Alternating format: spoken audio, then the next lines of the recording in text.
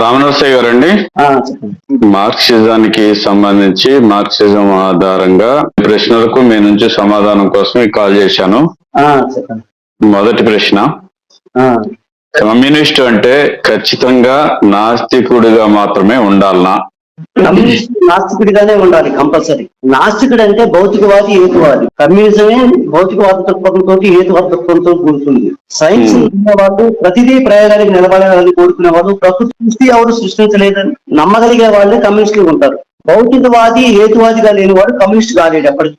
అంటే ఆస్తికుడిగా ఉండి కమ్యూనిస్టు సిద్ధాంతం నచ్చింది, నేను కమ్యూనిస్ట్ గా కూడా ఉంటాను అంటే వాడు కమ్యూనిస్ట్ కాదా? కమ్యూనిస్టు అభిమానులుగా ఉండొచ్చు తప్ప కమ్యూనిస్ట్ కాలేడు ఎప్పటికీ. ఆస్తికుడు అంటేనే భావవాద దృక్పథం ఉన్నటువంటి వాడు, హేతువాద దృక్పథం లేనటువంటి వాళ్ళు, సైన్స్ నమ్మటువంటి వాళ్ళు, ప్రకృతి సృష్టికర్త ఉన్నదని నమ్మేది ఆస్తికులు అంటే. అందుకోసం వాళ్ళు కమ్యూనిస్టులుగా అంటే సానుభూతిగా ఆ కమ్యూనిస్టులుగా అభిమానంతో ఉండగలుగుతారు తప్ప కమ్యూనిస్టు కాలేదు. కమ్యూనిస్ట్ సమాజం ఏర్పడింది అనుకుందాం. కమ్యూనిస్ట్ సమాజంలో ఆస్తికులకు అవకాశం ఇవ్వరా మీరు? ఎందుకు ఇవ్వరు? కమ్యూనిస్ట్ సమాజంలో కూడా రకరకాల భావాలు, అది భావవాదం ఉంటుంది, భౌతికవాద దృక్పథం కలిగి వాళ్ళు ఉంటారు, రకరకాల ఆలోచనలు కలిగి వాళ్ళు ఉంటారు. అదే ఆ సమాజం చైతన్యపూర్వకంగా ఉంటుంది. ఆ సమాజం యొక్క పురోభివృద్ధిలో ఎవరైతే భావవాద దృక్పథం ఉన్నటువంటి వాళ్ళు, ప్రగతి నిరోధక ఆలోచన ఉన్నటువంటి వాళ్ళు చైతన్యపూర్వకంగా వ్యవహరించేటట్టుగా ప్రయత్నం జరిగింది ఆ సమాజంలో. అది ఒక్కసారే జరగదు, అది క్రమేణి వాళ్ళంతా ఆస్తికులుగా ఉన్నటువంటి వాళ్ళు కానీ, భావవాద దృక్పథం ఉన్నటువంటి వాళ్ళు ఖచ్చితంగా భౌతికవాదులుగా మారేటువంటి పరిస్థితులు సృష్టించబడతాయి ఆ సమాజంలో, కమ్యూనిస్ట్ సమాజంలో. అంతిమంగా అనివార్యంగా అందరూ భౌతికవాదులుగానే ఉంటారు. అప్పుడు అది కమ్యూనిస్ట్ సమాజం ఎలా అవుతుంది? చైతన్య రైతులు కూడా ఉంటే చైతన్య రైతులు ఉండే అవకాశం లేదు కమ్యూనిస్ట్ సమాజంలో. ప్రాథమిక దశలో నేను చెప్పేది, అంతిమంగా కమ్యూనిస్ట్ సమాజంలో చైతన్య రైతులు ఉండరు. ఖచ్చితంగా అందరూ చైతన్యవంతం అవుతారు. అంటే మీరు చెప్పే దాని ప్రకారం కమ్యూనిస్టు సమాజం అనాలి అంటే పూర్తిగా భౌతికవాదులతో నిండి ఉండాలి. నిండి ఉంటుంది. అది అంతిమంగా చూస్తే ప్రాథమిక దశలో ఉంటుందనే లేదు. ప్రాథమిక దశలో రకరకాల ఆలోచన దూరంలో ఉంటాయి. అవి పరిమితంగానైనా కొన్ని ఆస్తిక దూరంలో ఉంటాయి, కొన్ని ప్రగతి నిరోధక ఆలోచనలు కలిగినట్టు వాళ్ళు ఉంటారు, అందరూ ఉంటారు. కానీ అది అంతిమంగా అది చివరి దశకు చేరేసరికి కమ్యూనిస్ట్ సమాజం, పూర్తి స్థాయి కమ్యూనిస్ట్ సమాజం అంటే ఖచ్చితంగా భౌతికవాద దృక్పథం గల వాళ్ళతోటి నిండి ఉంటుంది.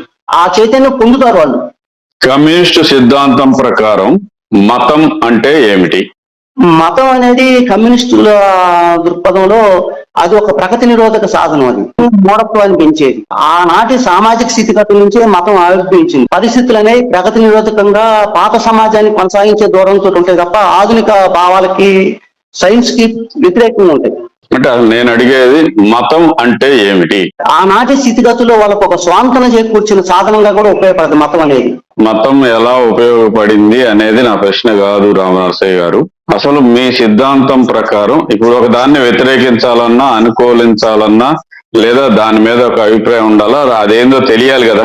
కమ్యూనిస్ట్ సిద్ధాంతం ప్రకారం మతం అంటే ఇది అని ఒక నిర్వచనం చెప్పగలరా? మతం అనేది ఒక ఆనాటి సామాజిక స్థితిగతుల్లో వచ్చినటువంటి ఒక సామాజిక సిద్ధాంతమే. అది కూడా అది ఒక సిద్ధాంతమే. సామాజిక సిద్ధాంతమే. సామాజిక అవసరాల మేరకు ఏర్పడితే అది ఒక సిద్ధాంతం. అన్నాడు మొదటి దశలో మతం కూడా కొన్ని ప్రజలకు కొన్ని మేలు చేసేటువంటి పనులే చేసింది. అది క్రిస్టియనా, లేకపోతే హిందూ మతమా, లేకపోతే ఇంకొన్ని మతాలా. మతం అంటే జీవన విధానం అని నేను ఒకటిసారి చదివాను. మరి జీవన విధానంకు కొన్ని సూత్రాలు ఏర్పరచుకోవటం సమాజానికి అవసరమే కదా. ఆ కోణంలో చూసినప్పుడు మతంలో మార్పులు అంగీకరించే మతం, సమాజంలో జీవన విధానానికి అవసరమైన మార్పులు చేసుకునే మతం మంచిదే అవుతుంది కదా అంటే ఏమంటారు? అసలు మతం అనేది సామాజిక మార్పులకు అంగీకరించే స్థితిలో ఉండదు. ఏ మతమైనా మనకి చూడటానికి ప్రగతికరంగానే, ప్రగతి భావాలతో ఉన్నట్టు అనిపించినా అది దాని దారి మొత్తం కూడా ప్రగతి నిరోధకం ఉంటుంది, స్త్రీల అణచివేత ఉంటుంది, అసమానతలు ఉంటాయి. బౌద్ధ మతాన్ని కూడా అలాగే చూస్తారా?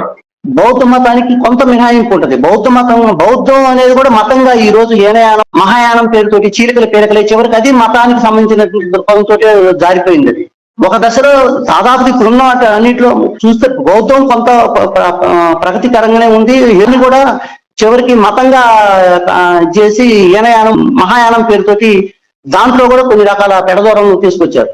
ఓకే, ఆదిమ బౌద్ధ మతాన్ని కూడా మతంగానే చూస్తారా? చూడం. ఆదిమ బౌద్ధ మతం కానీ, చార్వాకుల దృక్పథం కానీ అవన్నీ కూడా భౌతికవాద దృక్పథమే, మతం కాదు. అప్పుడు మతం కాదు. అప్పుడు బుద్ధుడు ఏమన్నాడు? బౌద్ధ మతం అన్నాడా? అసలు ఏమన్నాడు బౌద్ధ మతం గురించి? అసలు మత భావనే లేదు బుద్ధుడి జ్ఞానంలో, ఆలోచనలో. అది భౌతికవాద దృక్పథమే ఉంది. మనిషిని మనిషిగా చూడమని చెప్పిండు, సమానత్వంగా చూడాలన్నాడు, గౌరవించమన్నాడు. అంటే బుద్ధుని బోధనలు అనొచ్చా? బుద్ధుని బోధనలు అనొచ్చు. బుద్ధుని బోధనలే తప్ప మతం కాదు అది అసలు. అది ఇప్పుడు ఈ రోజు దీన్ని కావాలని చెప్పి మతంగా మార్చారు. అసలు బౌద్ధం అనేది మతం కాదు, అది జ్ఞాన సిద్ధాంతమే. సరే, బౌద్ధ మతం గురించి మరొక ఎపిసోడ్ లో మాట్లాడుకుందాం. కమ్యూనిస్టులు ప్రకారం సమాజంలో మతం ఉండకూడదా అంటే ఏం చెప్తారు సూటిగా?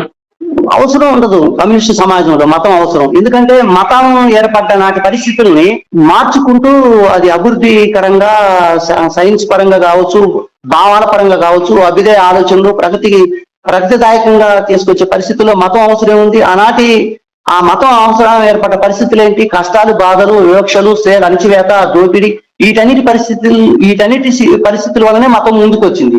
ఆ స్థితిలో మార్చగలిగినప్పుడు మతం అవసరం ఏముంటుంది? ఇక కమ్యూనిస్ట్ సమాజం అవన్నీ ఉండవు కదా. మతం అవసరం లేని స్థితిగతులను తీసుకొస్తారా? మతాన్ని బలవంతంగా రద్దు చేస్తారా కమ్యూనిస్ట్? బలవంతంగా రద్దు చేయాల్సిన అవసరం కమ్యూనిస్టులకు లేదు. మతం అవసరం లేని పరిస్థితుల్ని ప్రయత్నపూర్వకంగానే చేస్తారు కమ్యూనిస్ట్ సమాజం. ఓకే అండి. మరి కమ్యూనిస్టులు కేవలం హిందువులనే విమర్శిస్తారు ఎందుకు? అది తప్పు. హిందువులా, లేకపోతే ముస్లింసా, జైనులా, లేకపోతే క్రిస్టియన్స్ అనేది కాదు. ఎక్కడైతే మత ఉన్మాదంతో వ్యతిరేకేటువంటి శక్తులు అవుతున్నాయి, అది హిందూ మతం కావచ్చు, ఇస్లాం కావచ్చు, లేకపోతే క్రిస్టియానిటీ కావచ్చు, ఖచ్చితంగా వ్యతిరేకిస్తాం. కాకపోతే భారతదేశ పరిస్థితులు ఏంటంటే మెజారిటీగా ఉన్నటువంటి హిందూ మతం మైనార్టీల మీద ఆధిపత్య ధోరణి కానీ, హింస కానీ, ఒక చివరికి వచ్చేసరికి మనుషులు ప్రాణాలు తీసేటువంటి ఉన్మాదంలోకి తీసుకురాబడదు. కాబట్టి ఈ రోజు రాజ్యం కూడా దాన్ని ఉపయోగించుకొని పాలకులు కూడా ఇది చేస్తున్నారు. దాన్ని రాజ్యమతంగా తీసుకురావాలనే ప్రయత్నపూర్వకంగానే ప్రయత్నం జరుగుతుంది. దానికి వ్యతిరేకం సిపిఎం పార్టీ. అది హిందువులు అందరూ చేయటం లేదు కదా. హిందువులు అందరూ చేయట్లా. ఆ హిందూ మతాన్ని రాజకీయాలకు వాడుకున్నటువంటి వాళ్ళే చేస్తున్నారు. ముస్లిం మతాన్ని కూడా అలాగే వాడుకుంటున్నారు కదా, ఎంఐఎం కావచ్చు. ఎప్పుడు కూడా అన్ని మతాలలో ఉన్మాదం ఉన్నప్పటికీ మెజారిటీ మత ఉన్మాదమే ప్రమాదకరమైంది. ఎందుకంటే వాళ్ళ ఆధిపత్య ధోరణి ఉంటుంది, సమాజం మీద వాళ్ళకే పెత్తనం ఉంటుంది. ప్రత్యేకించి మెజారిటీ మత ఉన్మాదం అనేది అత్యంత ప్రమాదకరమైంది. కమ్యూనిస్టుల దృష్టిలో ఏ మతం వల్ల ఎక్కువ ప్రమాదం జరుగుతుంది భారతదేశంలో? మతాల్లో మంచి మతాలు, చెడ్డ మతాలు ఏమి ఉండవు. అన్ని మతాలు అన్ని రకాల ధోరణిలో కూడా చెడ్డవే ఉన్నాయి ఎక్కువ మతాల్లో. కానీ అంటే కమ్యూనిస్టులు అన్ని మతాలను ఒకే ఘాట్ను కడతారా? అన్ని ఒకటి కావు కదా. అంటే ఆ మతం అవలంబించేటువంటి పద్ధతి, దాని రాజకీయాలకు వాడుకునే తీరు, వీటన్నిటిని దృష్టిలో పెట్టుకున్నప్పుడు దాన్ని వ్యతిరేకిస్తాం ఆ మేరకి. భారతదేశంలో హిందువుల్ని, ముస్లింలని మతానికి వాడుకోవడానికి రెండు పార్టీలు చూస్తున్నాయి అనొచ్చు దాదాపు. అవును, వాస్తవం. ఆ రెండు మతోన్మాదాలని వ్యతిరేకించాలి కదా మీరు కమ్యూనిస్టులుగా. మెజారిటీ మతోన్మాదమైన ప్రమాదమే, మైనార్టీ మతోన్మాదమైన ప్రమాదమే. మెజారిటీ మతోన్మాదం మైనార్టీ మతోన్మాదం పెరగడానికి ఉపయోగపడింది. మైనార్టీ మతోన్మాదం మెజారిటీ మతోన్మాదం మరింత పేటరేగడానికి ఉపయోగపడుతుంది. అందుకే రెండు ప్రమాదకరమైన శక్తులే. వ్యతిరేకించడానికి ఎక్కడ అది మెజారిటీ మతోన్మాదం మైనార్టీ అని చూడాల్సిన అవసరం. మార్క్సిజం కూడా ఒక మతమే అంటే కమ్యూనిస్టులు ఏమంటారు? కాదు, అది ఒక రకంగా శాస్త్రం, సామాజిక సిద్ధాంతం. అది ఒక ఉన్నతమైనటువంటి మానవుని, ఉన్నతమైన సమాజాన్ని దేశపోయేటువంటి సిద్ధాంతం. అది మతంగా ఉండదు. అది ఆధునిక సమాజాన్ని నిర్మించే క్రమంలో మనిషిని ఉన్నతమైన విలువలు కలిగిన మానవుడిగా, ఆ మానవుడు సమూహాన్ని ఉన్నతమైన సమూహంగా తీర్చిదిద్ది వసులై ఒక రకంగా చెప్పాలంటే విశ్వనరుడిగా తీర్చిదిద్దేటువంటి క్రమమే మార్క్సిజం అంటే. మతం కాదు మార్క్సిజం అంటే. కాదు. మతం గురించి మార్క్స్ ఏం చెప్పారు? మతం గురించి మార్క్స్ ఆనాటి భౌతిక పరిస్థితుల్లో ఆ మతం యొక్క అవసరం ఏర్పడింది సమాజంలో. ఆ అవసరం అనేది ఏదైతే ఆ పరిస్థితులు ఏదైతే ఉన్నాయో, ఇందాక నేను చెప్పా, ఆ మతం ఏర్పడటానికి దారితీసిన పరిస్థితులు అసమానతలు కావచ్చు, దోపిడీ కావచ్చు, దౌర్జన్యాలు కావచ్చు, తెగల నిర్మూలన కావచ్చు, ఏదైతేనే ఆ మతానికి కావాల్సిన భౌతిక పరిస్థితులు ఆనాటి సమాజంలో ఉన్నాయి. ఆనాటి సమాజం అవసరాల మేరకు మతం వచ్చింది. అది అందుకే ఆ మేరకు అవసరమే ఆనాడు. కానీ ఇప్పటికి రాను మతం అనేది ప్రగతి నిరోధకంగా తయారైంది, సమాజ పురోగతికి ఆటంకంగా తయారైంది. నాగరిక మానవుని అనాగరికుడు చేసే దశకి ఈ రోజు మతం చేరింది. అంటే ప్రజలకి ఇంకా మతం అవసరం ఉందనే భావిస్తున్నారు అనుకోవాలిగా. ప్రజలు దాన్ని అనుసరిస్తున్నారు, అభిమానిస్తున్నారు, ప్రోత్సహిస్తున్నారు కదా ప్రజలు కూడా. ఉంది ఇంకా ధోరణి. ఎందుకంటే సమాజంలో భావవాద ఆలోచనలు, సృష్టికి ఒక కర్త ఉన్నాడని నమ్మేటువంటి స్థితిగతులు, ఇది ఉన్నప్పుడు ఖచ్చితంగా ఉంటది, కొంతకాలం ఉంటది. అయితే ఇప్పుడున్న సమాజంలో ఉన్నటువంటి స్థితిగతుల్ని మార్చగలిగే పోరాటాలు, ఆ వర్గ పోరాటాలు, వర్గ చైతన్యం వాళ్ళు ముందుకు వస్తే ఖచ్చితంగా మతం అనేది దాంతరకది కనుమరుగైంది. అంటే మతం గురించి మార్క్స్ ఏం చెప్పారు అనే దానికి అది మీరు అన్నదాని ప్రకారం అది సామాజిక అవసరాల రీత్యా ఏర్పడింది. ఆ పరిస్థితులు ఇంకా కొనసాగుతున్నాయి. ఆ పరిస్థితులు అవసరం లేని పరిస్థితులను సృష్టించగలిగితే మతం అంతర్ధానం అవుతుంది. మీరు రద్దు చేయాలి. అదే అంతర్ధానం అయిపోదు. ఆ అంతర్ధానం అయ్యేలా శాస్త్రీయ దృక్పథంతో ప్రజలను చైతన్యపరిచే పని కమ్యూనిస్టులు చేయాలి. అవును, శాస్త్రీయ సిద్ధాంతాన్ని ముందు చేసుకోవాలి, సైన్స్ ని అభివృద్ధి చేయాలి. చేస్తున్నారు ఆ పని? తప్పకుండా జరుగుతూనే ఉంది కదా. సైన్స్ ని ప్రజల్లో తీసుకుపోవటం, అక్షరాస్యతను పెంచే కార్యక్రమాలు కానీ, విద్యావంతులు చేసే కార్యక్రమాలు కానీ, ఆధునిక భావాలని ఆలోచనలు సమాజంలో ప్రచారం చేసే ఇది కానీ, దానికోసం కృషి జరుగుతుంది కమ్యూనిస్టు పార్టీ కార్యకర్తలు. హిందూ మతం కాదు, హిందూ ధర్మం అనడాన్ని మీరు ఎలా చూస్తారు? హిందూ వచ్చినప్పుడు ఇది మతం కాదు, అసలు ఇది ధర్మం. ధర్మాన్ని మార్చుకోవడానికి కూడా అవకాశం ఉంది, మార్చుకుంటూనే ముందుకెళ్తుంది అది. దీన్ని అనవసరంగా మతం అని చెప్పేసి, మతోన్మతం అని చెప్పేసి నిందలేస్తున్నారు. ఇది హిందూ మతం కాదు, అసలు హిందూ ధర్మం అంటారు. దీన్ని ఎలా చూస్తారు మీరు? వాళ్ళు ఎన్ని పేర్లు పెట్టుకున్నా వీళ్ళు అమలు చేసేది మనువాదమే, మను ధర్మశాస్త్రమే. అది హిందూ మతం అన్నా, హిందూ ధర్మం అన్నా మనువాదమే. ఆ మనువాదం అంటే సనాతన ధర్మం. సనాతన ధర్మంలో వర్ణ వ్యవస్థ ఉంటది, చాతుర్వర్ణ వ్యవస్థ ఉంటది, స్త్రీల అణచివేత ఉంటది, స్త్రీలకు హక్కులు లేకుండా ఉంటాయి, శూద్రుల అణచివేత ఉంటది, శూద్రులకు ఆస్తి లేకుండా చేయటం ఉంటుంది, శూద్రులకు విద్య లేకుండా చేయటం ఉంటుంది, శూద్రులకు నివాసాలు కూడా లేకుండా చేయటం ఉంటుంది. ఒక ఆధిపత్య దొంతర వ్యవస్థను ఏర్పాటు చేయటమే మనుధర్మం. ఆ మనుధర్మమే వీళ్ళకి ఆక్సిజన్ లాంటిది. హిందూ ధర్మం అన్నా, హిందూ మతం అన్నా. అందుకే హిందూ మతం అని చెప్పినా, హిందూ ధర్మం అని చెప్పినా, మనుధర్మ శాస్త్రం అని చెప్పినా, ఏమి చెప్పినా, సనాతన ధర్మం అని చెప్పినా అవన్నీ కూడా వాళ్ళు ఆ ఆలోచన ద్వారానే. అందుకే ఏదైనా ఇవన్నీ ఎక్కడున్నాయి చూపించండి, ఇవేమీ లేవు, ఈ కమ్యూనిస్టులు చెప్పే డొల్ల మాటలు, అనవసరమైన ఆరోపణలు మా గ్రంథాల్లో ఎక్కడా లేవు. అసలు సనాతన ధర్మంలో కులం లేదు, మతం లేదు, ధర్మం మాత్రమే ఉంది, జీవన విధానం మాత్రమే ఉంది అంటుంటారు వాళ్ళు. నేను మన ధర్మం మీరు చదివారా? చదివా. మనుధర్మంలో మొత్తం ఉన్నాయే అసమానతలు. మనుధర్మమే అసమానతలకు సంబంధించింది. ఆధిపత్య సిద్ధాంతం అది. ఒక బ్రాహ్మణీయ భావజాల సిద్ధాంతం. బ్రాహ్మణులు, క్షత్రియులు, వైశ్యులు, శూద్రులని సమాజాన్ని విభజించిందే ఆ మనుధర్మం. ఆ మనుధర్మమే వాళ్ళకు మూలం సిద్ధాంతం. అట్లాంటి అసమానత సిద్ధాంతమే వాళ్ళకు మూలం అది. ఓకే, మీరైతే చదివారు, అది ఉంది. ఉంది, స్పష్టంగా వాళ్ళ శాస్త్రాల్లో ఉంది. వాళ్ళ ఇప్పుడు వాళ్ళ ఇతిహాసాలు కానీ పురాణాలని అన్ని అవే కదా. వాళ్ళ అనాథ రామాయణం కానీ, భారతం కానీ, రామాయణం కానీ అవన్నీ కూడా కులాన్ని ప్రోత్సహించి, వర్ణ వ్యవస్థను సమర్థించి ఈ రోజుకు ఉంది కదా. శూర్పణఖ చెవులు ముక్కుపోయటం కానీ, లేకపోతే శంభూకుడి తల నరకటం కానీ, ఏకలవ్యుడి యొక్క బొటన వేలు తెంచటం కానీ, తెగ్గొట్టడం కానీ, అవన్నీ మనకి వాళ్ళు చెప్పినటువంటి వేదాలు, ఉపనిషత్తులు, పురాణాల్లో ఉన్న కథలే కదా. మనం చెప్పేవి కావు కదా. వాళ్ళే ప్రామాణికంగా అంగీకరిస్తున్నారు కదా. వాళ్ళు అంగీకరించిన శాస్త్రాల్లోనే అవన్నీ ఉన్న కథనేది కాదు కదా. ఇప్పుడు సైన్స్ అంటే ఏమిటి? మతపరమైన ఆచారాల్లో సైన్స్ ఉండదా? సైన్స్ అంటే శాస్త్రము, విద్య. అది ఒక సామాన్య విజ్ఞానం. సైన్స్ అంటే ఒక ప్రత్యేక విషయంపై గల విజ్ఞానమే. సత్యాన్వేషణ సైన్స్ అంటే the search of truth. Okay, అంటే మతపరమైన ఆచారాల్లో ఉన్న సైన్స్ ఉండదా? అన్ని ఆచారాల్లో ఉండదు. కొన్నిటిలో యాదృచ్ఛికంగా ఉంటే ఉండొచ్చు. ఎందుకంటే ప్రకృతితోటి లింక్ అయినటువంటి ఆచారాల్లో సైన్స్ ఉండొచ్చు. ఎందుకంటే ప్రకృతితో లింక్ అయినటువంటి ఆచారాల్లో నేను అన్నది ఉగాది పచ్చడి ఉంది. ఉగాది పచ్చడిలో సైంటిఫిక్ ఉపయోగాలు ఉంటాయి ప్రజలకి. వేపపూత కానీ, మామిడి చిగురు కానీ, ఇంకా దాంట్లో చింతపండు, బెల్లం, ఇంకా కొన్ని రకాల ఎసెన్స్ కలుపుతారు. మానవుని ఆరోగ్యానికి మంచిది. ఆ ఆచారం తప్పు పట్టేది కాదు. అన్ని ఆచారాలు చెప్పేవి కావు, అన్ని ఆచారాలు మంచివి కావు. కాకపోతే ఎక్కువ ఆచారాలు మూఢ విశ్వాసాలతోటి, అంధవిశ్వాసాలతోటి మనిషి ఆచరణకు భిన్నంగా ఉంటాయి. సిద్ధాంతం అంటే ఏమిటి? వివిధ సిద్ధాంతాల మధ్య తేడా ఏంటి? దేని ఆధారంగా ఫలానా సిద్ధాంతం గొప్పది అని చెప్పొచ్చు? సిద్ధాంతం అంటే ఒక భావజాలమే అది. ఈ రోజు మనం జనరల్ గా పత్రికలో చూస్తున్నాం, జనరల్ గా మాట్లాడుకుంటప్పుడు కూడా పెట్టుబడిదారి సిద్ధాంతం అని, కమ్యూనిస్ట్ సిద్ధాంతం అని, మత సిద్ధాంతాలని, లేదా పోస్ట్ మోడర్న్ సిద్ధాంతాలని, రకరకాల సిద్ధాంతాలు ఉన్నాయి. సిద్ధాంతం అంటే భావజాలమే. ఏ మేరకు ప్రజలకు ఉపయోగపడుతున్నాయా లేవా అనే దాన్ని దృష్టిలో పెట్టుకున్నప్పుడు రకరకాల సిద్ధాంతాలు, రకరకాల ఆలోచన విధానాలతోటి ఉన్నాయి. అదే ఇందులో ఒక డిబేట్ గా చూసినప్పుడు ఫలానా సిద్ధాంతం గొప్పది, ఫలాంది తప్పు అనే వాదన సహజం వివిధ సిద్ధాంతాల మధ్య విభేదాల్లో. దేని ఆధారంగా ఒక సిద్ధాంతం గొప్పదని మీరు చెప్తారు? ఆ సిద్ధాంతాలు చెప్పే విషయాలను బట్టే తేడాలు ఉంటాయి. ఇప్పుడు కొన్ని సిద్ధాంతాలు, మత సిద్ధాంతం ఉంది, ఆ మతాన్ని ఆచరించే వారికే పరిమితం ఆ సిద్ధాంతం. అది అశాస్త్రీయ మూఢనమ్మకాలు పెంచి పోషించే అభివృద్ధి నిరోధక సిద్ధాంతంగా మతం ఉంది ఈ రోజు. అన్ని మతాలు కూడా అంతే ఉన్నాయి. ఇప్పుడున్న ఆధునిక సమాజంలో కమ్యూనిస్ట్ సిద్ధాంతం ఉంది. ప్రపంచ మానవాళి విముక్తి కోసం, సర్వమానవ సౌభ్రతత్వం కోసం, సామాజిక ఆర్థిక అసమానత లేని సమాజం కోసం, ప్రకృతి విశ్వాసం లేని సిద్ధాంతం ఉంది. సమానత్వం ఆ సిద్ధాంతం ఉంది. అది మంచి సిద్ధాంతం.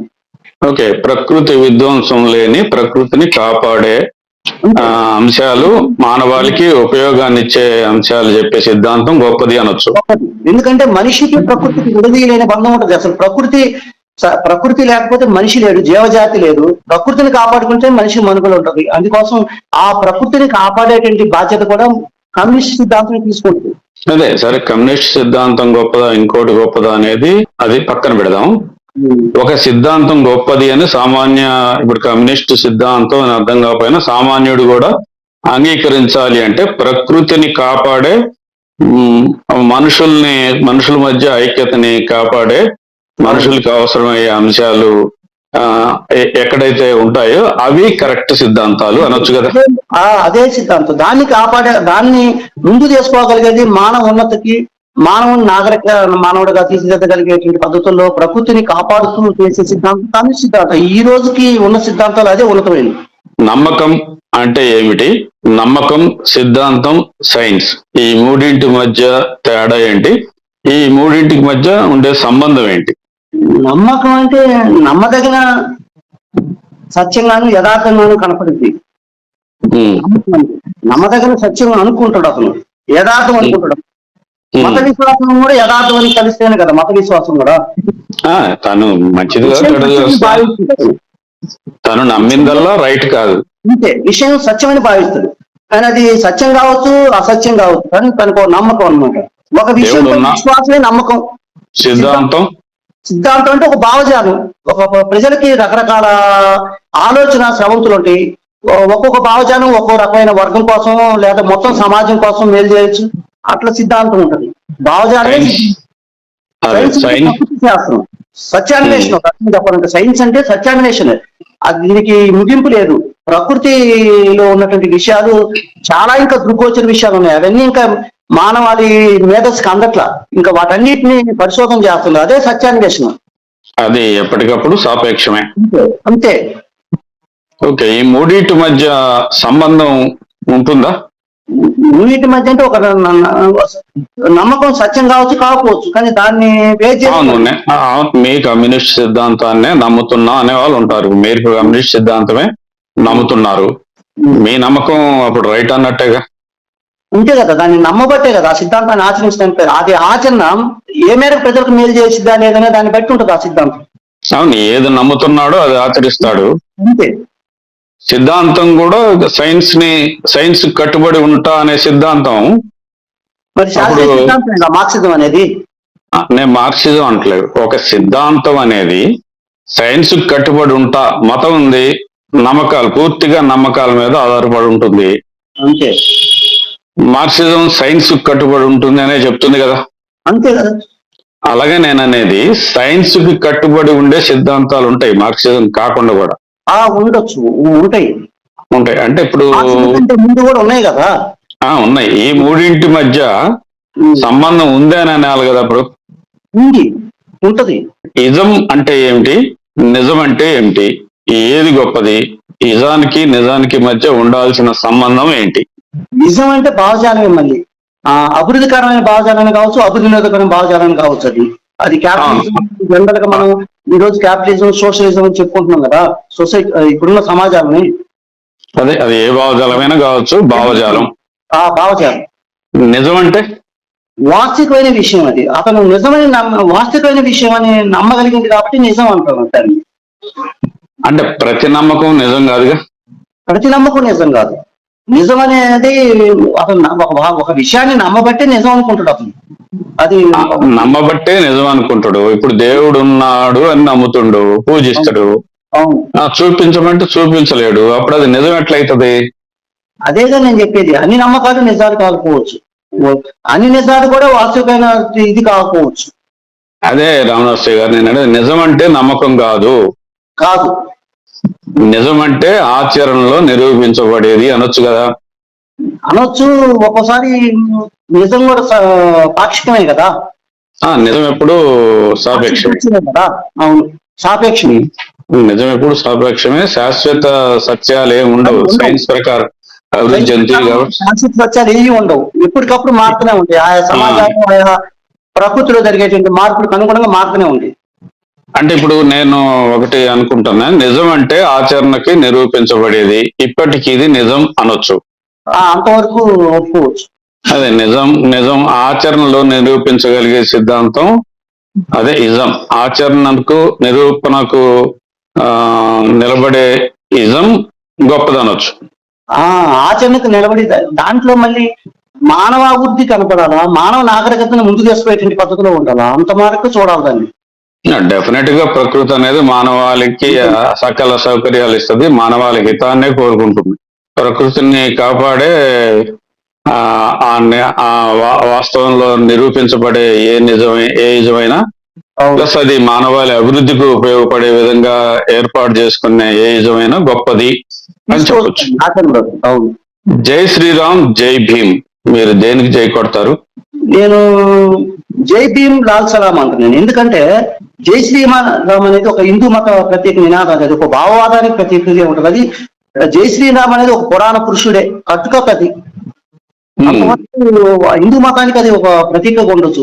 జై భీమ్ అంటే ఒక సామాజిక ఉద్యమాలకి ప్రతీకగా వాడతారు. నేనేమంటే సామాజిక అసమానతలు లేనటువంటి పీడన దోపిడీ సమాజం కావాలని కోరుకున్న వాళ్ళు జై భీమ్ తో పాటు లాల్ సలాం కూడా అంటారు. ఎందుకంటే ఇది అంతర్జాతీయ మానవాళికి ఒకటిగా ఉంచాలనేది, అంతర్జాతీయ మానవుని ఉన్నతంగా తీర్చిదాలనేది లాల్ సలాం ప్రతీక. ఇప్పుడు శ్రీరాముడి పేరుతో కొన్ని ఆదర్శాలు చెప్పారు. రాముడు చాలా కాలం ఇప్పటికీ రాముడు విపరీతమైన ప్రభావితం చూపుతా ఉన్నాడు మానవీయ కోణంలో, మానవ సంబంధాలు, మానవ విలువల్లో. అది మతానికి పరిమితం అయి మతం చేస్తున్నారు. ప్లస్ రాముడిని అనవసరంగా రాజకీయాల్లోకి లాగి దుర్మార్గంగా వ్యవహరించే ధోరణి కొంత కనపడతా ఉంది. జై శ్రీరామ్ పేరుతో మానవీయ నైతిక విలువల్లో వ్యతిరేకించాల్సిన అవసరం ఉందా?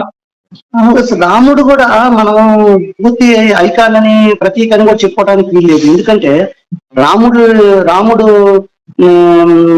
సీతని అరణ్యవాసం పంపించడం కానీ, శూర్పణఖ చెవు ముక్కులు పోయటం కానీ, వారిని దొంగచాటుగా చంపటం కానీ, ఇవన్నీ మనం ఎట్లా చూడాలా? నేను వాటిని వదిలేద్దాం అంటున్నా.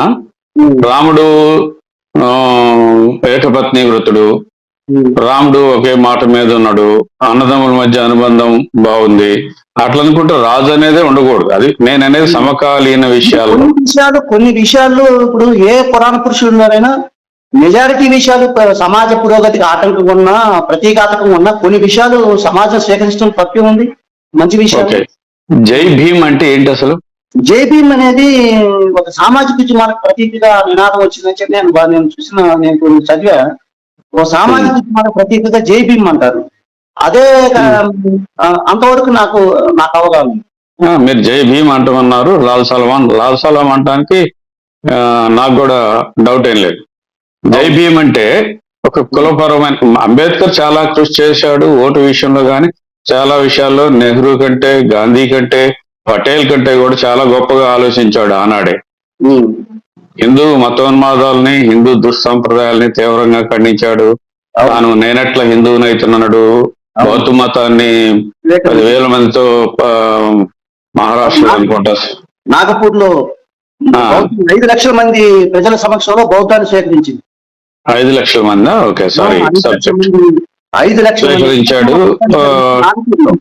బౌద్ధం ఏమి విదేశీయులు కాదు. ఇప్పుడు జై శ్రీరామ్ అని హిందుత్వాన్ని ప్రగల్భాలు పలికే వాళ్ళ పరంగా చూసినప్పుడు హిందుత్వ మా ఇండియాది అంటారు, మరి బౌద్ధం ఇండియాదే. అవును, చార్వాకులు ఇండియా వాళ్ళే. అవును సార్, వాళ్ళ లెక్క ప్రకారం రెచ్చగొట్టడానికి ప్రజల ఆలోచనలు, దేశభక్తి అనే ముసుగులో స్థానికత అనేది ఉంటుంది కాబట్టి బౌద్ధం ఆయన స్వీకరించండి. ఆయన ఏమి ఇప్పుడు దళితులు ఎక్కువగా ఉండే క్రిస్టియానిటీ నేను స్వీకరించలేదు. అవును. కానీ నేననేది కులపరమైన సమీకరణలు, మా ఫలానా కులపోడు అధికారంలో ఉంటే ఆ కులపోళ్ళకి మేలు జరిగిద్ది అనే భావన ఆచరణలో ఏం కనిపించటం లేదు కదా. అయితే అసలు డాక్టర్ భీమ్రావ్ అంబేద్కర్ ఎప్పుడు కూడా ఒక కులానికే పరిమితమై ఆలోచించలా, ఒక సామాజిక వర్గానికే పరిమితమై ఆలోచించలా. ఆయన దృక్పథాన్ని సరిగ్గా అర్థం చేసుకుంటే, ఆయన రచనలు చదివితే ఆయన ఒక విశాలమైనటువంటి మానవీయ కోణం, మానవీయ విలువలతో కూడినటువంటి మనిషి, మానవతావాది ఆయన. ఎందుకంటే అవును, మహిళలకు కూడా ఆయన భారతదేశ వ్యాప్తంగా ఆయన మహిళల హక్కుల కోసం పోరాడిండు. మహిళా బిల్లు పార్లమెంట్ లో పెడితే న్యాయశాఖ మంత్రికి ఉన్నప్పుడు అప్పుడు చేశాడు, వ్యతిరేకించారు. మెజారిటీ కాంగ్రెస్ వాళ్ళు కూడా వ్యతిరేకించారు. దాని చూస్తే రాజీనామా చేసిండు. అవును, రాజీనామా చేశాడు. కాకపోతే ఆయన విద్య గురించి చెప్పాడు, లౌకికత్వం గురించి చెప్పాడు, ప్రజాస్వామ్యం గురించి. అంటే మీరు చెప్పేదాని ప్రకారం అంబేద్కర్ రచనలు, అంబేద్కర్ భావజాలం యాజ్ ఇట్ ఈజ్ గా కంటే దాన్ని వక్రీకరించుకొని వాడుకుంటున్నారు కొంతమేరకు. ఆ ప్రమాదం జరుగుతుంది అనొచ్చా? జరుగుతుందిగా. ఈ రోజు మతవాదులు కూడా అంబేద్కర్ ని మావాడని చెప్పుకునే పరిస్థితి వస్తే, భగత్ సింగ్ వాళ్ళు ఎవరినైనా ఎదుర్కోలేస్తారు తప్ప అంబేద్కర్ ని ఎదుర్కొనే సత్తా మతవాదులకి, మతత్వ పార్టీలకి లేదు. అంబేద్కర్ భావజాలాన్ని కూడా పలసం చేయాలని చూస్తున్నారు వాళ్ళు చేస్తారు డెఫినెట్ గా. అంబేద్కర్ ని డైరెక్ట్ గా ఎదుర్కొనే దమ్ము మతవాదులకి లేదు. ఆయన ఏమైనా విమర్శించారు, గాంధీని, నెహ్రూని, ఇంకేదైనా విమర్శిస్తారు, పటేల్ విగ్రహాలు పెడతారు, ఏదైనా చేస్తారు, కానీ అంబేద్కర్ ని కాదని. ఇప్పుడు కేసీఆర్ కూడా 120 అడుగుల అంబేద్కర్ విగ్రహాన్ని పెడతారు. దళితుల్ని జనహీనంగానే చూస్తారు వాళ్ళ పార్టీలో ఉండే వాళ్ళని కూడా. సరే, ఒక కేసీఆర్ అని కాదు, ఎక్కడైనా ఇది కాంగ్రెస్ వాళ్ళైనా అంత ఉంటారు. స్వభావమే అటువంటిది. దళితుల్ని చిన్న చూపు చూస్తారు, మహిళల్ని చిన్న చూపు చూస్తారు, ఆదివాసీలను చిన్న చూపు చూస్తారు, అణగారిన వర్గాలని చిన్న చూపు చూసేటట్టు భావజాలమే బూర్జువా భావజాలం. ఆ బూర్జువా భావజాలానికి ప్రత్యేక ఉన్న పార్టీలే, అది బీజేపీ అయినా, కాంగ్రెస్ అయినా, టీడీపీ అయినా, టీఆర్ఎస్ అయినా, ఏ బూర్జువా రాజకీయ పార్టీ అయినా ఆ భావజాలంతో ఉంటాయి. ఎవరిని మాటలు చెప్పినప్పుడు. కమ్యూనిస్టుల్లో కూడా దళితులను చిన్న చూపే చూస్తున్నారు అంటే అది అవగాహన లేనటువంటి వాళ్ళు ఎక్కడన్నా ఒకళ్ళు ఇద్దరు ఉండొచ్చు. కానీ అసలు ఒక రకంగా చెప్పాలంటే కమ్యూనిస్టు భావజాలమే అణగారిన వర్గాల కోసం ఆధిపత్యానికి వ్యతిరేకంగా ఉంటుంది. ఆధిపత్యానికి వ్యతిరేకంగా ఉంటుంది. ఎలాంటి ఆధిపత్యాన్ని కమ్యూనిస్ట్ పార్టీలు వ్యతిరేకిస్తాయి. మార్క్సిజమే ఆధిపత్యానికి వ్యతిరేకమైనటువంటి భావజాలం. అట్లా చూడాలి. మార్క్సిజం ఏ రకమైన ఆధిపత్యాన్నైనా వ్యతిరేకిస్తుంది, డౌట్ లేదు. అవును. ఆచరణలోకి వచ్చేసరికి అగ్రవర్ణాలకే పెత్తనం ఉంటుంది. కమ్యూనిస్టు శాఖల్లో కావచ్చు, కమ్యూనిస్టు పదవుల్లో కావచ్చు, పార్లమెంటరీ పదవులు వచ్చినప్పుడు కనీసం అవకాశం ఇచ్చే దాంట్లో కావచ్చు లోపాలు జరుగుతున్నాయి అంటే అది తప్పండి. ఇప్పుడు ఎందుకంటే ఏ కులమా, ఏ మతమా, ఏ కులం నుంచి వచ్చిందా, ఏ వర్గం నుంచి వచ్చిందా అనేది కాదు. ఏ వర్గ ప్రయోజనాల కోసం పనిచేస్తుండో ఆ వచ్చినటువంటి వాడు అనేది చూడాలి తప్ప, అగ్ర కులం నుంచి వచ్చినటువంటి వాళ్ళు ఉన్నారు. ఈఎంఎస్ నంబూదిరిపాదు, సీతారామ యేచూరి, ఇట్లాంటి వాళ్ళు ఒక అగ్ర కులం నుంచి ఎవరి కోసం పనిచేస్తున్నారు వాళ్ళు. ఇప్పుడు ఈఎంఎస్ నంబూదిరిపాదు ఒక సనాతన బ్రాహ్మణ కుటుంబానికి, నంబూదిరి బ్రాహ్మణ కుటుంబానికి చెందినట్టు చూస్తే కూడా మహిళ అలాంటి సనాతన హిందూ సాంప్రదాయిక సనాతన కుటుంబం నుంచి వచ్చినటువంటి వాడు ఈ రోజు మన జిల్లాలో కూడా చిరూరి కావచ్చు, మంచిగంటి రామకృష్ణ గారు కావచ్చు,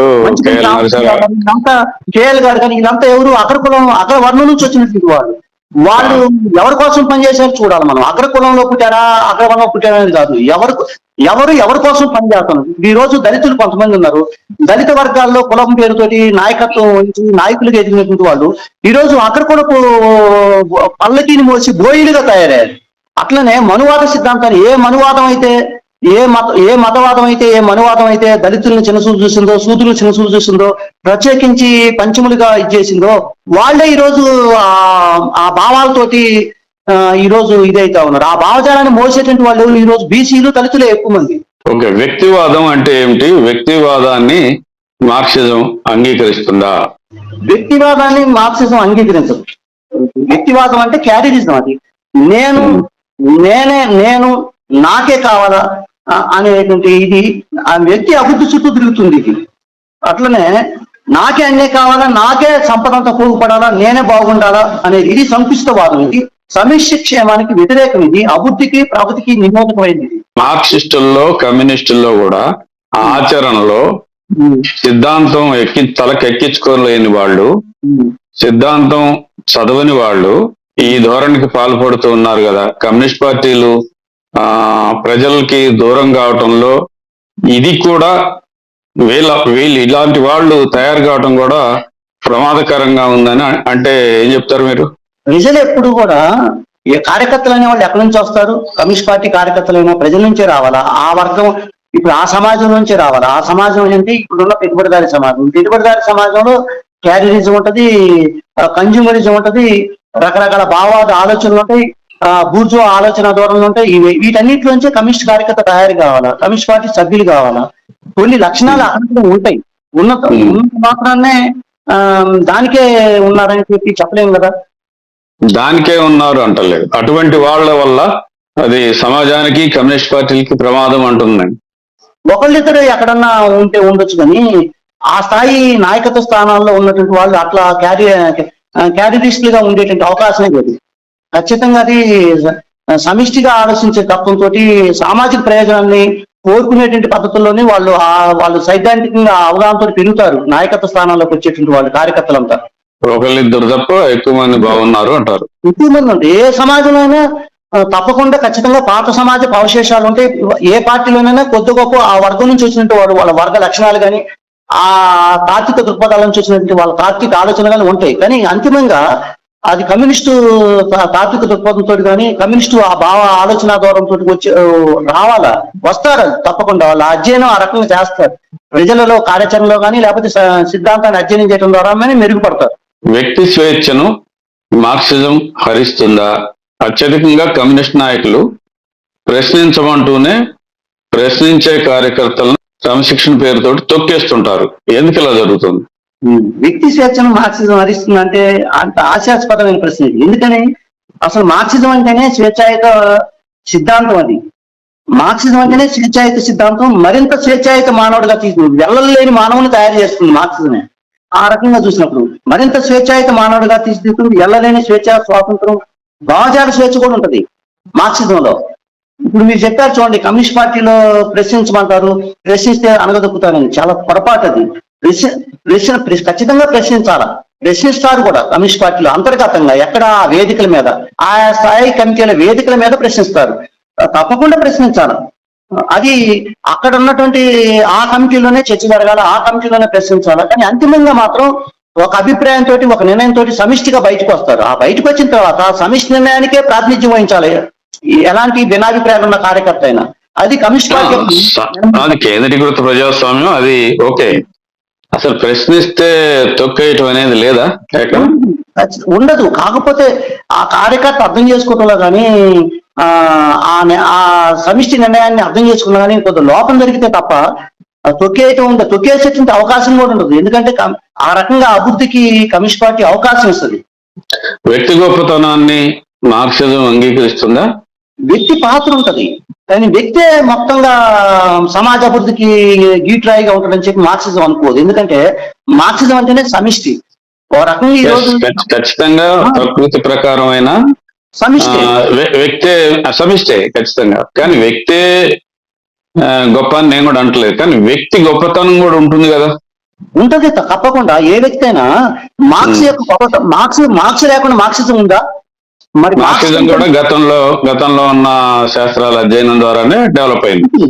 మార్క్సిజం అనేది ఎన్ని శాస్త్రాల సమ్మేళనం. అది గతంలో ఎంతో మంది సామాజిక ఉద్యమకారులు, సిద్ధాంతకర్తలు, సైన్స్ ని పరిశోధన చేసినట్టు వాళ్ళు, తాత్విక దృక్పథంలో నిష్ణాతులైన వాళ్ళందరి ఆలోచన విధానాలని ఒక ఉన్నతమైన మానవం తీర్చడానికి తాను తీసుకున్న డార్విన్ లాంటి శాస్త్రవేత్తలు కావచ్చు, ఫోయర్బ్రాక్ కావచ్చు, ఈ గత్తార్కి సూత్రాలు రివర్స్ లో రూపొందించిన ఆయన పేరు ఏదో ఉంది, ఈయనే కదా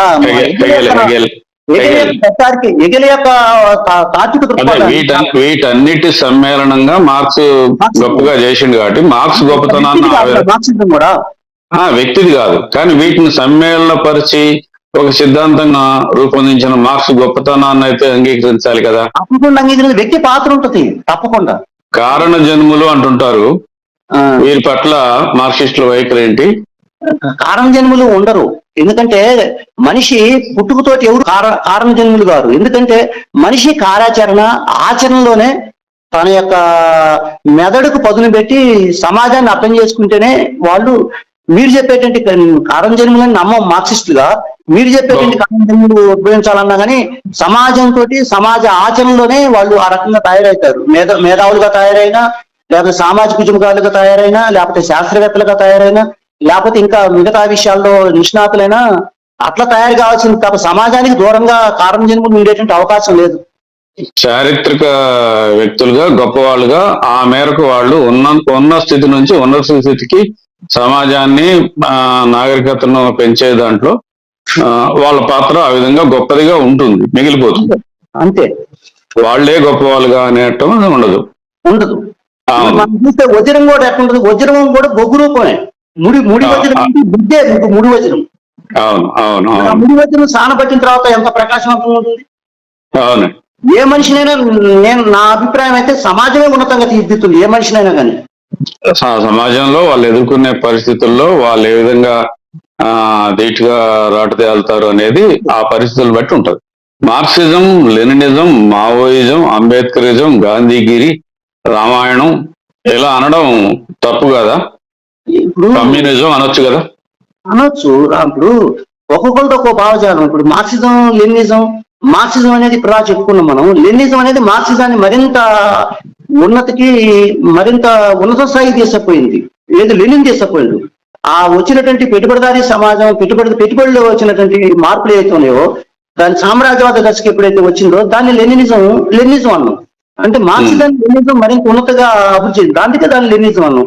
మావోయిజం అంటే మార్క్సిజాన్ని చైనా పరిస్థితులకి అన్వయించి ఆ సమాజంలో ఉన్నటువంటి వచ్చి కరుడు కట్టినటువంటి ఫ్యూడల్ సమాజాన్ని సోషలిస్ట్ సమాజాన్ని మార్చడంలో మార్క్సిజాన్ని ఉపయోగించిండు. అక్కడ ఉన్నటువంటి పరిస్థితులకు అనుగుణంగా దాన్ని ఆచరణలో తీసుకొచ్చింది. అందుకే దాన్ని మావోయిజం అన్నాం. అంబేద్కరిజం అంటే ఒక సామాజిక సిద్ధాంతం. భారతదేశంలో ఉన్నటువంటి కులము, మతము, వర్గం, వర్ణ వివక్ష, స్త్రీల అణచివేత, సామాజిక దోపిడీ, వీటన్నిటి వ్యతిరేకంగా వచ్చినటువంటి సామాజిక సిద్ధాంతం, దాన్ని అంబేద్కరిజం అన్నాం. గాంధీజం అంటే జాతీయవాదం. అది ఒక రకంగా దేశ స్వాతంత్రం కోసం గాంధీ తనదైన సిద్ధాంతం, అహింసా సిద్ధాంతం అన్నది. రకరకాల పద్ధతుల్లో ఆయన జాతీయోద్యమాన్ని నడిపి దానికి నాయకత్వం వహించి భారతదేశాన్ని స్వాతంత్రం తీసుకొచ్చినప్పుడు గాంధీ పాత్ర కూడా తప్పనిసరిగా గుర్తించుకోవాల్సిందే. మరి రామాయణం అంటే ఇక అది పురాణ కాదు, అది ఒక హిందూ మతానికి ప్రత్యేకగా ఉంది.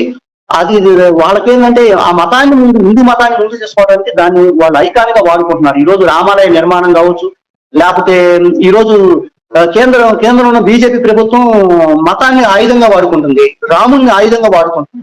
ఇది ఇట్లా చూసినప్పుడు ఏదో ఒక భావజాలం ఏంటి, ఒక్కొక్క రకమైన భావజాలం. ముస్లింలకు ఆస్తులు కట్టబెడతారు అన్నాడు మోడీ. చాలా తప్పండి అది.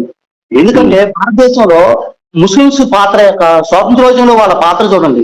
మనం స్వాతంత్రోద్యమంలో ఎంతమంది ముస్లింలు బలిదానం గావించబడ్డారు?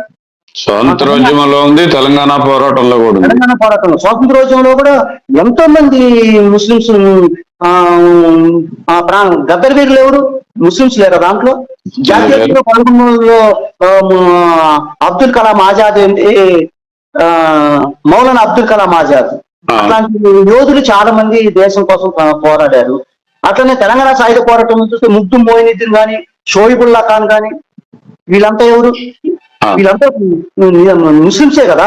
ఆ ముస్లిం రాజుకు వ్యతిరేకంగా పీడిత ప్రజల కోసం వాళ్ళు అంకిత భావంతో త్యాగపూరితంగా పనిచేశారు.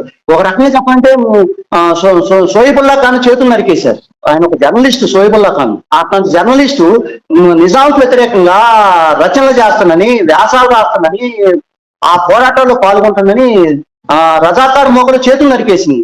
చాలా అత్యంత హింసాపూరితంగా చంపేశారు ఆయన. మరి ఆయన ముస్లిం కాదా?